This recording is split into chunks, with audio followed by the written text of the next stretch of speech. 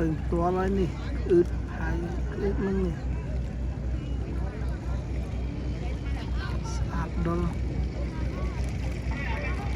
បាទសូមគោរពអញ្ជើញជាថ្មីម្ដងទៀតគណៈកម្មការឆ្លងទេណាបាទបើបងបានលើហើយសូមអញ្ជើញទៅកន្លែងទូកដែលមានទូកសាសនា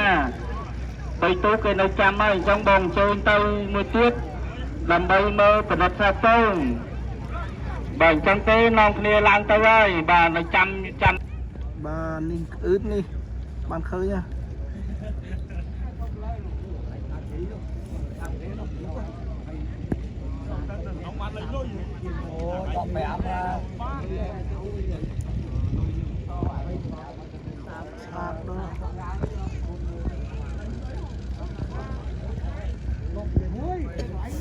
Lại nè, lại nhiều.